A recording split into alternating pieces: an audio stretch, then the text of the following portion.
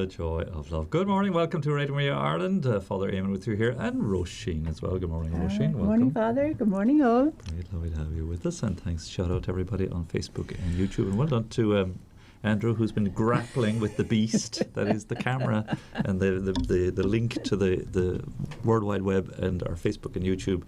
It really is a learning process all the time. We're learning new things all the while. Hopefully we have finally beaten it on the audio side of things. Shane had a little bit of a brainwave because, you know, the headphones we wear here, I didn't realise you actually pull the little plug out of this. And this plug fits the back of the camera, so it means we can plug direct what we're getting in the headphone straight into the camera instead of the little lapel microphones. Don't have to talk into your collar. Correct. So we've hopefully beaten it at its own game, so that you'll hear everything that comes through in the headphones, which actually has its own little disadvantage. Andrew was telling me, because if it is that I'm communicating, we're chatting between the on-air studio. You know, when you hear somebody inside there speaking in your headset, that anybody who's watching the camera will be privy to that conversation. So we have to behave ourselves, though. We do. We have to be extra nice. So you're very welcome this morning. Thanks indeed for your company. And thanks for being patient with us, because Shane gets a little bit worked up about these things, and rightly so, to be technically, to be well prepared, but also to deliver something that people will stay with and watch. Because if it gets all blurry or the sound is poor, people just switch off and not bother coming back. Exactly, he's a genius. He's brilliant. Anyway, he's applying his skills to the thing too. So just to thank you for persevering with us and journeying with us here as well. So lovely to continue to be of service to you. We have a couple of saints maybe just to talk about today. I didn't get a mention at Mass. They're optional saints today. Saint Cajetan is one. And he was a saint in the 15th or 16th century and founded a group called the Theatines. I don't know if they still exist today or not. But like all these great saints, interesting story. He distinguished himself in theology and law, had a noble worldly career, born into nobility and tremendous ability as well, but left it all behind and became a priest. And then he founded the confraternities of clergy and laity for the service of the sick and the poor. I think this is a characteristic of many of the great saints, that it's the poor that they excel with, always, like Frank Duff and all our own great saints here too. And the needy, Nano Nagel, Edmund Ignatius Rice, they were great servants of the poor. So he set up with another man, Pietro Caraffa, a congregation of clergy bound by vows, and the inspiration of the project was that of restoring true apostolic life among the clergy in an age of notorious corruption. It's around the time of the Reformation. Really, there's a lot of corruption. That's why Luther went off the rails. He was a Catholic priest because there was a lot of corruption in the church, and he was right to protest, but not to leave. Not to carry out the way he did, really. Leaving was a bad plan, but by all means protest if there's corruption going on. Especially, money that was coming in to help rebuild St. Peter's, and the idea that indulgences were giving out. There was simony really associated with it. They were as if they were selling indulgences. Oh dear. And Luther had a real issue with that, and he was right to have an issue with it. So they corrected those things, certainly. But leaving the church isn't, walking out isn't going to help. You need to stay and struggle on and try to negotiate and work it out. So to be fair, that's where St. Cajetan came into his own, and did great work to help restore the dignity and spirituality of worship, care for the sick and the poor, preaching and pastoral care with complete disinterestedness. In other words, it wasn't for his own. I think that was part of the corruption too, that the fellows were lining their own. Oh yes, pockets. Look after yourself. Correct. Excuse me, it says that that Cajetan was the provost general of his little community there for 3 years. He worked in Verona, Venice, and Naples. And he founded pawn shops, it says here, called Monte de Piete. So Mont meaning mountain, I suppose, and piété being pity or charity, I suppose. So charity pawn shops, I didn't know there was such a thing. I didn't know that, no. You would be our expert on all things charity. I love the charity shops, Father. Well, you mean you're getting something nice and you're helping others. Like, it's wonderful. It's a good exchange. Yeah, it's wonderful. So well, actually, Father, I can tell you a story now. Go ahead. I bought a silver 2 little candles. It was all together, candles, 2 candles holders, and this beautiful brass thingamajig. And anyway, to cut a long story short, I was walking past the shop that sells Newbridge cutlery. So I saw it in the window, and I went in and I asked him, excuse me, how much is that there? 51 euros. And what did I pay for in that? the charity shop? 4. Oh, God. Bargain of the month. Bargain of the month. Yeah, And but Newbridge, the same item. Newbridge Silver written on it. Yeah, When I looked at yeah. it then, I took it and I said, oh my God, I looked at it and there was Newbridge Silver on it. Wow, of course you're paying for the name too. Wow. Yeah, you see those stories, you see those little video clips of people finding junk and kind of like the antique roadshow type of thing. Yeah, And it's worth a fortune, you know. and you see people like yourself as well on YouTube and these places who are kind of like that. They have a nose for a bargain or for something that's valuable. Well, you know? I love going in because they're delighted to see you and you're helping them with them. I mean, somebody's going to, please God, somebody will buy the things that's in it, you know. And for the poor, I think that's always that's a good what it is, you know. motivation. Anyway, so pawn shops for the poor, it's an interesting idea, however that works. So they were some of his activities. The order was famous as a spearhead of reform. So in other words, there was, you talk about the Protestant Reformation, there was reform going on in the church likewise. You know, they were getting their act together by degrees. So there he is. So he was eclipsed a little bit, it says later, by around the same time, by the new order founded by St. Ignatius of Loyola, of course, the Jesuits. Yeah. And the co-founder, apparently, Carafa was his name, became a rather unpopular individual. I think he fell off the rails a bit. Yeah. And that didn't help his case either with his new order. So such are the trials. There's nothing easy in life. Nothing easy. Pope Sixtus II is the other saint actually for today. He and his fellow companions. He was a martyr in the year 257 at a time when the controversy about the validity of baptism by heretics was raging. Was it valid if you were baptized by a non-believer? Oh. And do you know the answer to that question? No. Could a baby be baptized by a Muslim? Well, And would it be valid? That's a hard one to know. But Father, I'd imagine you're baptizing the child in God's name. Correct. So I think that would be all right. It would, absolutely. You're spot on. Your instinct is good. That matter and form. So the matter is the pouring in the water. The form is the pouring on and doing it in the name of the Father, Son, and Holy Spirit. Yes.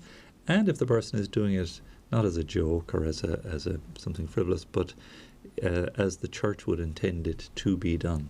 So you might possibly get a Muslim nurse or something in a hospital setting, and knowing that the parents wish would have the child baptized, or in extreme circumstances, illness or something like that. Yes, maybe it's possible, and it would be valid. Absolutely, that's wonderful. So that controversy was raging back in the time of the year 257, as early as that, around the time of Pope St. Sixtus. And like his predecessors and his successors, he upheld the Roman view that indeed these baptisms are valid, but unlike some of them, he did so in such a way as to avoid giving offence. So he's very diplomatic by the sounds of it too. St. Cyprian held the opposite view. He told his fellow African bishops about the death of Sixtus, and he said, Valerian has sent an order, thus the emperor, to the Senate to the effect that bishops, priests and deacons should forthwith die. The destruction, there was awful persecution back in those days. And Sixtus suffered in a cemetery on the 6th of August, and with him 4 deacons as well. We had Deacon John on with us this morning for prayer. I didn't mention that. I should have maybe reminded him of that. Hopefully that won't be a possibility. He's hoping he'll be ordained. Actually, Vincent Smith was asking. He's hoping he'll be ordained in October. So Wonderful. that's a short diaconate, about 6 months, usually a year. Wonderful. So please God, another new priest for the Diocese of Waterford and Lismore. Wonderful.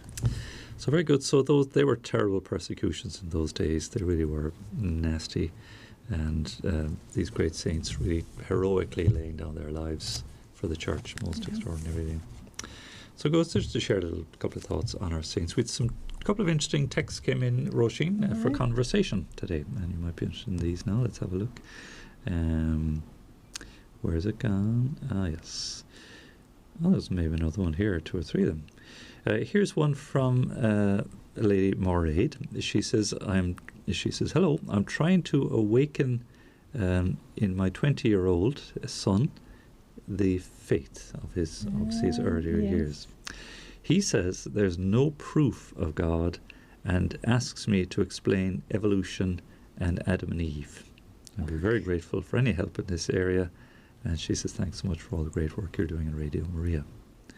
I don't know if you had to face that one yourself, now, Róisín, or not. Well, I see it, Father, with the teenagers, coming, and they're examining and questioning everything. So it's normal for children to be asking those questions, and faith is a gift, Father. Correct. So it's something they learn through life. I mean, you can't just say, okay, you have to believe in God and that's that. It doesn't work. Yeah, you can't kind of force it. They have to come to the step, I suppose. Yes. But you've hit on something there, I think, Róisín, that they're asking questions is a good thing. Absolutely, challenging and confronting. Oh, yeah. Means that they're searching. So that's a good start. I'd say that to Mairead as a first bit of advice. That's and by her example, Father, he mightn't say a word, but he knows what she's doing. And he'd see that too. That'll be a help to him. Sure. And it's worth kind of doing a bit of Googling, a bit of searching in relation to those particular questions, like where do Adam and Eve fit into the story, and evolution, how do all these things tie together? You'll have to answer that one, Father. Well, again, we chatted about these things before, and it's quite straightforward that the book of Genesis and the story of Adam and Eve is not meant to be a historical story. Science would certainly indicate that, you can trace us back to original parents. The way you can get your DNA tested now, and you can decide you're part Norwegian and you're part Swedish and you're part whatever else, from the Vikings or that kind of stuff. So they can do that, but it just makes sense sociologically that we would all have some common ancestors going. Well, that's nature, Father. We wouldn't be here only for them. Correct. But again, the whole Adam and Eve story is not meant to be, strictly speaking, historical or scientific. It just teaches us about our origin and our destiny, the nature of the fall and sin, and the necessity for redemption. Christ is the new Adam and Our Lady is the new Eve. So you have to stand back from that story and look at the whole of sacred scripture to really understand the whole Adam and Eve account. But there's no reason not to believe that, God made Adam and Eve and we are descended from them. I have no difficulty with it myself. The question of evolution is that it's still a theory. There's lots of very interesting science on that too, and to suggest that there is some biological processes, but there's a lot of unanswered questions as well. Where did all the dinosaurs suddenly go to? And the last thing they'll want to admit to is a cataclysmic flood, as in Noah. They'll be very slow to buy into that idea, rather explain it some other way. There's a famous cartoon, Gary Larson is his name, is his cartoons, and he has the real reason dinosaurs became extinct, and you have dinosaurs kind of wandering around, they're all smoking. So, that's the comedy version of it. But no, it's well worth digging into the science. There are some fundamentalist type Protestant approaches to evolution which would be emphatically and categorically against any notion of evolution. Whereas the Catholic Church would be a little bit more open-ended with that and would say, look, it's a theory and then you have to prove your case and you have to put your facts together. But at the same time, you can't simply discount the miraculous nature of existence. And the more you penetrate into the science of it, the more God jumps out at you. Absolutely. His handwriting is all over it. You just can't. So there's a Jesuit priest called Father Spitzer, Spitzer. Easy name to remember, so I suggest that to you, Maureen, or anyone else who's interested. He is very gone on the whole cosmology and space and time and all these things, and he's some kind of astrophysicist, highly, highly intelligent, and he will give you and your son any number of convincing arguments. Enlighten you. And enlightenment, if he just cares to click on one or two of his talks. And he's an interesting man himself, because I think he's almost blind. And yet a very learned man, most extraordinary. I've seen him, Father, on EWTN. Oh yeah, yes. Oh, yes. there you go. Yeah. There you go. And have you seen him? And this is the one that I would suggest Maury bring up with her son, if he's open to just dialogue and following through. Has Father Spitzer on EWTN ever spoken about near-death experience? Gosh, no, I don't know, Father, because I don't get to watch it all the time, Okay, you know. Sure. He has a few interesting videos on YouTube and talks on YouTube on near-death experience. And he says, good luck with trying to explain that away, because there's far too many stories and far too many sort of convincing and converging ideas that people that recur in the whole area of near-death experience and encountering Jesus, God, Jesus, as they believe. Yeah. The one sort of difficulty is that each of the witnesses, it's very subjective. You can't test it scientifically. Yes. It's what they tell you. But the fact that there's so many of them, and the fact that they come back with knowledge that they couldn't possibly otherwise know. Yes. And he, as a man who's almost blind, I don't know if he's totally blind himself, says what absolutely fascinates him is the number of blind people who have had near-death experiences. And see things. And they can see.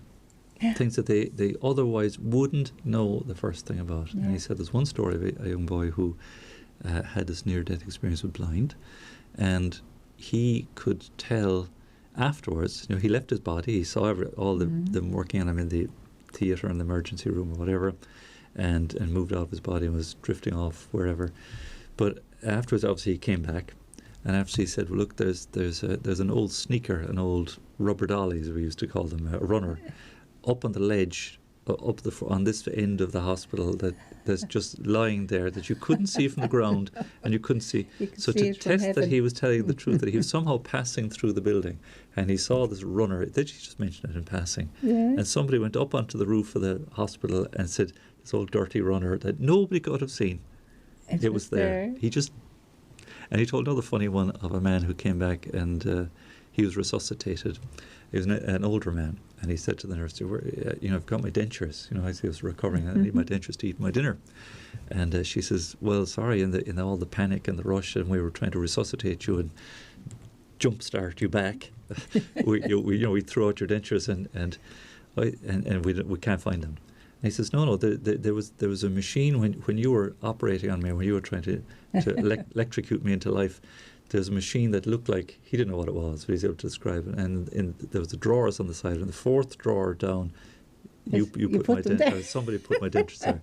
And she was like, how would you know that? So she went back in, opened the drawer, there was. And there you were. Oh yeah, see, that's wonderful. So these kind of stories are like, I don't know. Yeah. But like for a man like this who's trying to find out a little bit more, I used to bring that topic up in class with the teenagers about near death. I said, look, I just don't know. You've got to take it as they say it. Yeah.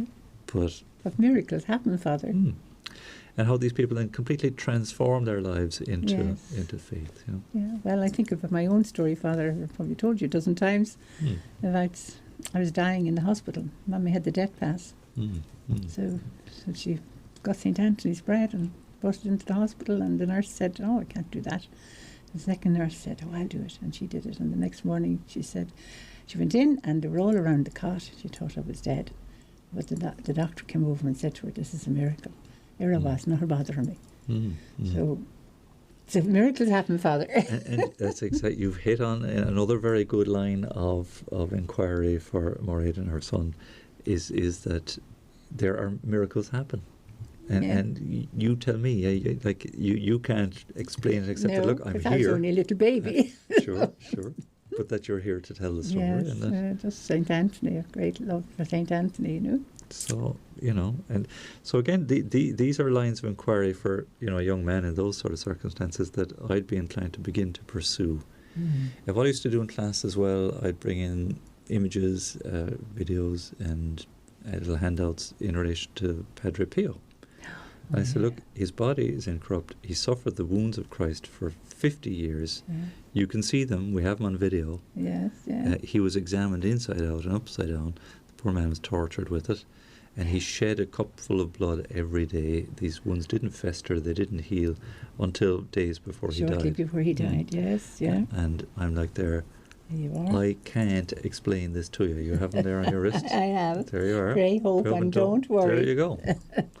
So you tell his story and you end up scratching your head saying, look, there it is. Yeah, well, miracles happen, Father, And I mean, when you think about all the planets that are in the world that we don't really know much about, So tell the boy that. Yeah, that's right. It's all there. It's all there. So these are lines of inquiry. I would suggest we could have longer conversations on those as well. So no worries there.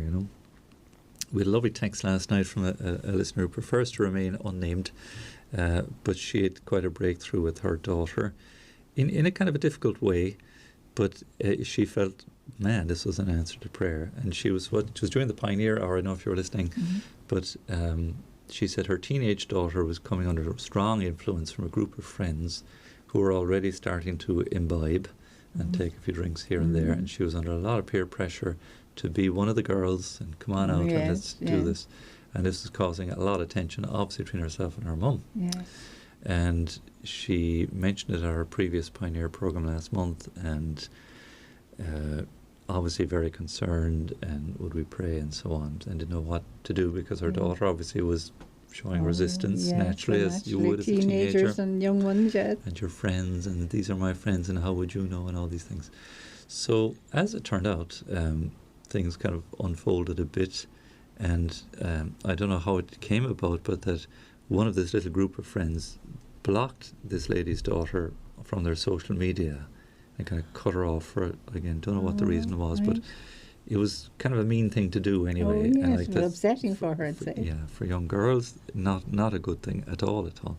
And so it was a little wake-up call for her to kind of say, well, are these the kind of friends I really want to hang around? Yes. And then, as it turns out, I think maybe as part of that group or somehow connected in, this obviously upset her, but she managed to redirect her friendship towards another young girl whose father happens to be a pioneer. Oh, good. And, found somebody of a similar mind, I suppose, and spirit and so on, and has changed her whole perspective altogether. Yeah, wonderful. So she's learned a kind of a very valuable double lesson of the danger of alcohol and, again, friends that might lead you astray, and then the value of having really good sound. Yes, the sound advice for young people. Yes. So she the mum was just sharing that story with us, and she says she obviously thrilled with that outcome, but she says I'm working on another miracle within the family, and I'll need some spiritual advice. And is there no limit, she asks, on the lengths we should go to get someone into heaven? And this is like Mairead and her son.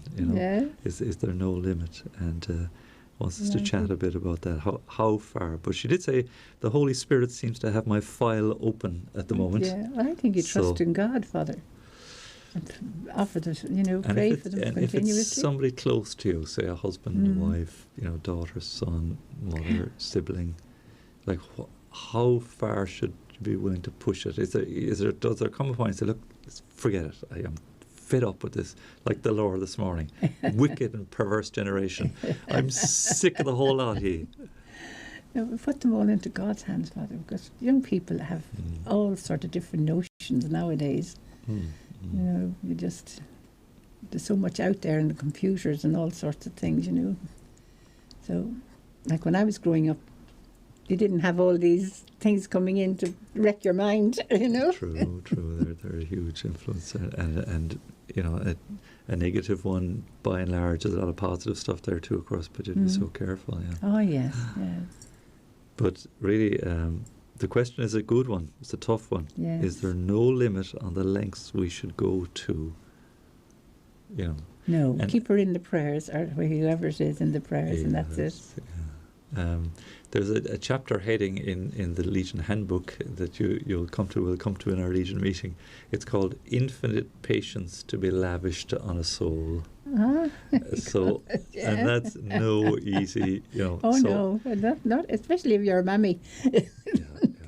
And like, if a soul has infinite value, then there is no limit, really. And the beautiful flip side of that is that with God, there's no limit. Now, the Lord was fed up. He said, look, how long must I put up with you? I mean, lads. But he did deliver the man of his evil spirit. Yes. He did heal him. He did cure him. Yeah. No, he was fed up, all right. But and for God to get fed up, that must be pretty bad. His patience must be well stretched. So that's a tough one. I'm going to stop for a little piece of music. We have another one or two little texts in here. Goodness, it's a lot there, Father. Conversation here now to continue with. Thanks indeed. Dermot was in touch there as well. And Anne-Marie was in touch. So we'll come back to those after the break. So let's see, a bit of Chopin actually is a nice choice. Something classical, a bit tasty. Opus 28, number 15. The Raindrop Prelude, I think it's a relatively short one, but it's a nice little piece of music. So do text us and email us, Róisín. Oh yes, you can text or WhatsApp at 089 467 2000 or email at info@radiomaria.ie, or you can phone us at 014 123456. Or then again, you can write Radio Maria Ireland, Unit 8, St Anthony's Business Park, Ballymount Road, Dublin 22. Excellent. Hope you're able to write all that down now. and most of you probably know them all off by heart too, I'm sure. I forget them from time to time, Father. Right, well, no worries, have it written down there. So good, we'll stop for a little piece of Chopin and we'll be back very shortly. Thanks, Andrew.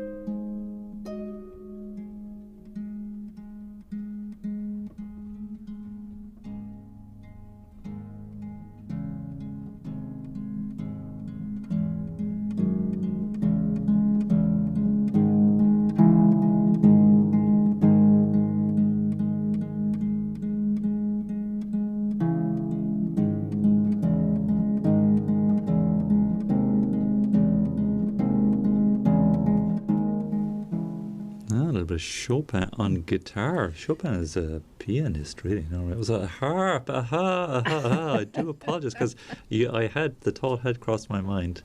Andrew indeed would be well versed in such things. And if you have a selection of suitable, inspiring harp music, Andrew, let us know. We should add it to our playlist by all means. Lovely. So indeed, nice. Chopin. You can probably play that yourself, can you, Andrew? Maybe? Yeah, he could give it a lash, throw the music up there in front of him. One of the days we might have some seriously highbrow entertainment going on here. Talent. We'll put Tara on the stage there, and Shane is quite competent in his own right too. Yeah. Plenty of competency here in the Wonderful. studio. We have a little concert, maybe of sorts. Rather salubrious. Very posh, yes. So very good. Thanks for all who got in touch. Dermot was sending in a thought or two here. Interesting, the idea of the false dichotomy between science and faith, or science and religion. And maybe that's what's going on, that whole question of evolution, Adam and Eve and all these things. And the document there that really lifts us out of that quagmire is Pope St. John Paul II's Fides et Ratio, that faith, as you were saying, Róisín, really is a gift, is not incompatible with reason and with science. That they're like two wings of a bird, that you need both. If you just have one wing, like just say science alone, you're not really going to, you'll make some headway, but you won't take off the ground.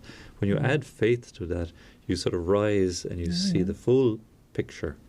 Yes. And that a little science, they would say, would take us away from God, but a lot of science should just have our jaws dropping and saying, look at this. I mean, interesting, one of the outfalls of the whole pandemic is the virology that we're all learning about, and the immune system, the body's immune system, which we're learning about. Yes. It's fascinating. I knew nothing about lymph nodes and about T-cell immunity and all these things. I've just been reading up a bit on it. It's like, wow, this is some serious system we've got in our bodies. Yeah. How did that get there? God. Yeah. And how the immune system, thrives on kind of attrition. You get bacteria and viruses come in. That's how you strengthen your immunity. Yes. That's why some people argue that wearing masks isn't the best, because you need to kind of breathe in these bacteria and bugs and whatever to keep your immune system. Fight them, type of thing. Yeah, to keep you well, you know. Not that you want to be walking into these situations, obviously. And obviously steering well clear of anybody who might be a source of infection. That would make sense. Yes, yes. Well, so not rubbishing the idea at all, but at the same time, that you need to sort of have this interaction with each other to build up the fascinating study, anyway, the science of it. So. You're a scientist, Father. Not really. I have an interest in it now. I would be... But and all of that then should be a stepping stone to draw us nearer to the things of God. Like God, only God could have thought of this. Yeah, well, you think of what He made the world, Father. So not a problem. Just talk to Him and ask Him, ask Him for His advice. Not a bother, is right. So Dermot, just a nice little thought here as well. He was saying, we were just chatting about Martin Luther. And he says, sometimes I find myself being thankful for some of the scoundrels who have occupied the papacy.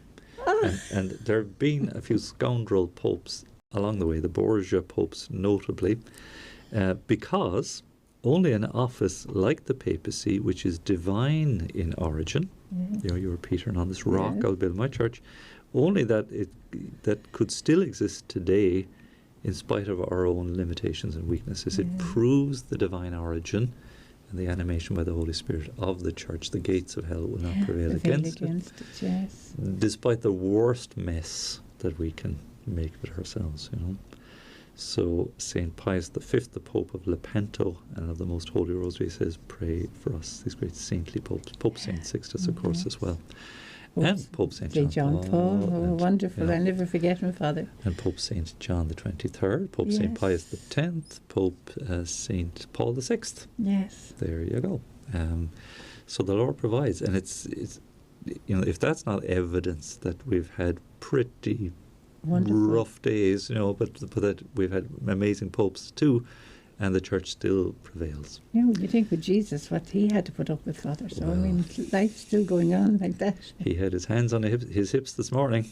It's wicked. And like, how much more? I can't take this. Giving out yards. So proof indeed that it is of divine origin, there's no doubt. So thanks, Dermot. That's a very important point for us to keep in mind. Now, Anne-Marie was in touch. Here's an interesting question as well. So thanks very much. This is really Chatechesis at its best, I would say. Wonderful, We'd love to hear from you. So she says, blessings to everyone at Radio Maria. I would appreciate, please, if you could touch on the following question. I had to visit a registered physio who did dry needling. Oh, my goodness. A type of acupuncture to get deeper into muscle than other physio techniques. So no, I don't know if you've experienced No, I've never been no. to a physiotherapist, no. Or acupuncture? No, God. You see it on sort of YouTube or on TV, this acupuncture. She reassured me that it has no links like, for instance, Reiki or some of these esoteric type healings, or the therapeutic methods that would have iffy origins, you know. Yeah, I heard about Reiki, but I didn't really know what it was. Yes, I mean, it invokes, it's kind of quasi-religious in its approach, and it can invoke unknown spiritual entities, which quite likely are going to be those who would wish us harm rather than good. Yes, gosh, that's scary. Yeah, it's one of those sort of areas that you kind of can't quite fully discern, but it has Eastern origins. Somebody mentioned the likes of yoga recently, that said it was just harmless exercise, but I hadn't realised that apparently, you can correct me if I'm wrong, but the various poses that you make in yoga, or stretches or whatever, each have a kind of religious symbol of some kind. And again, originating in Hinduism and that, you know. So anyways, I'm way out of my depth on this. I just avoid all that stuff, really. If there's doubt in it, my argument is just don't go near it. But acupuncture seems to me like a neurological sort of a treatment. Whatever way they find the nerve points in the body. Yeah, well, if it's a help, you know. Yeah, and I don't think, I just simply don't know that it has anything untoward. I mean, your physio obviously assured you there. So she was just wondering, was it okay to go ahead and do that, or should she have steered clear of the whole thing altogether?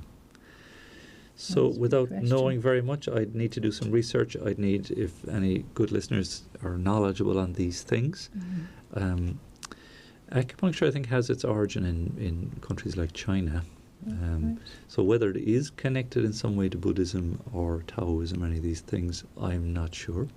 They do lots of great sort of herbal remedies and all kinds of other medicines from plants that wouldn't be normally available. I mean, this would be a Chinese type of thing, homeopathy in that, which is marvellous, because like any medicine we're using anyway is simply biochemistry. Yes. So it's got to come from somewhere. Yes, absolutely, yes. Somebody was saying that the venom in a wasp's sting has some kind of effect on healing or towards cancer. Wow. They were saying that it has some purpose, apparently. Yes. Again, you read these things and you kind of never really... But, you know, that surely God has provided healing through his creation and given us the intelligence to go look for it and find it. So if it is that acupuncture, you know, you've got a very pronounced nervous system of nerves. Anywhere you feel pain, there's nerves travelling. Yes. And whatever way acupuncture can kind of just connect nerves or do, I think, this is my understanding, it sounds to me like a useful physiotherapy. Right. It's kind of a physical thing. It's good for whoever gets it, and it's not going to cause any harm. Correct, yeah. And that it doesn't, as far as I know, have any spiritual connections. If it had, I'd be... No. Big question mark anyway. I'd be resisting. And I'd do a bit of research maybe first. There is the comedian, of course, this is one for Ceolagus Crack, who was talking about, and this apparently is true, there's acupuncture for animals now. All right. I realize that they do it for animals. And he said, what I'd love to do, he said, I'd love to go walk into the waiting room with my pet porcupine and say, look what they've done to my cat. That's a comedian. Just picture that. Everybody's face, jaws dropping. What's it going to do to my animal? Acupuncture. So that's as far as I can go with that particular question. Anne-Marie, again, if anyone can just maybe enlighten us a bit more or share with us if you've had some experience with it. I think on face value it seems a worthy practice.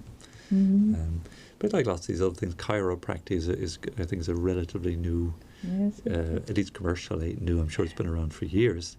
But again, you see amazing things going on with this manipulation of bones and pulling of limbs, and they crack you and they twist you, and they, you know, the way they discover these treatments. And please God, it's for the good. Yeah, the doctor did that to me once out where I strained my back and was just wiped out. I couldn't, it just pulled, a muscle pull, I got a seizure. And I was just thrown there. I couldn't do anything, couldn't budge. And he came around and he said, oh, he just looked at my back. He didn't need to do anything, he didn't touch me. He said, oh yeah, it's very swollen looking there. And he came back the next day, he said, look, rest. He came back the next day, and then he kind of grabbed my shoulder and he grabbed my knee and he kind of twisted them around. And he said, yeah, that should do it now. And I was like, wow, what did you just do? And he said, well, for years he was working with miners in Wales. Yes, and yes, he was doing back problems with them all the time. I was like, man, that's like, and it worked, Father. You're a miracle worker. Yeah, suddenly I could get up and walk around. Fantastic. So these treatments are there, and again, ask the right questions and ask them of the right people. And if we can find out, maybe Patricia Keane might have a... Oh, yes. Should we have all the answers, Father? I might pass it on to her and just see what she says too. You know. Well, God gives us lots of graces, Father, so, you know.